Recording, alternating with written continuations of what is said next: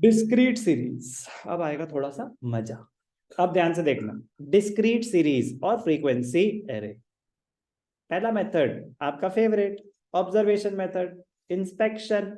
ऊपर ऊपर से देख के बता दिया कि क्या है।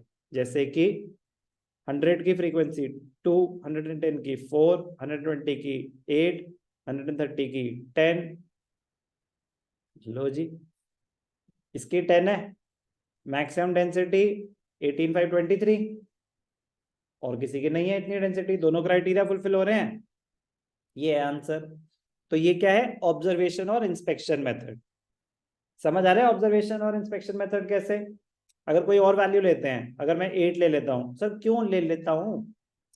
अरे कि डेंसिटी चेक करने के लिए, वो मैक्सिमम फ्रीक्वेंसी तो नहीं है, बट क्या पता उसकी ज्यादा डेंसिटी हो। डेंसिटी कैसे होती है? पड़ोसी, this plus this plus this. तो ये तो 22 ऑब्जर्वेशन है, और वहां पे क्या थी 23। अगर ये ले लेते हैं तो 19। तो डेंसिटी भी मैक्सिमम इसकी, और हाईएस्ट फ्रीक्वेंसी भी इसकी। तो इंस्पेक्शन मेथड क्लियर आ गया, समझ आ गई बात?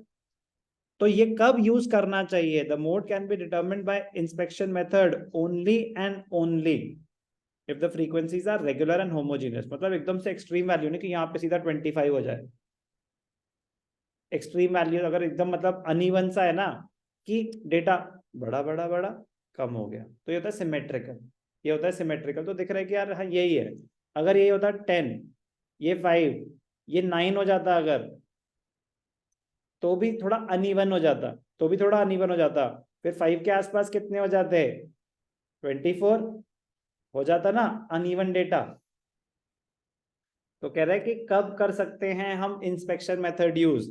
जब डेटा रेगुलर और होमोजीनियस है।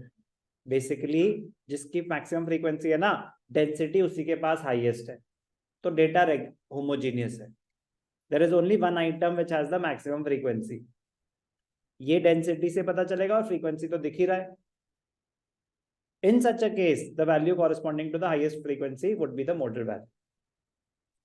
वो आपको खुद ही पता चल जाएगा जब आएंगे ना क्वेश्चन जिसमें आपको दिख रहा होगा कि ओहो डेंसिटी तो कहीं और हाई आ रही है। तो पता चलेगा आपको कि कब डेटा होमोजेनियस नहीं है, सिमेट्रिकल नहीं। तो ये ऑब्जर्वेशन मेथड, डिस्क्रीट सीरीज।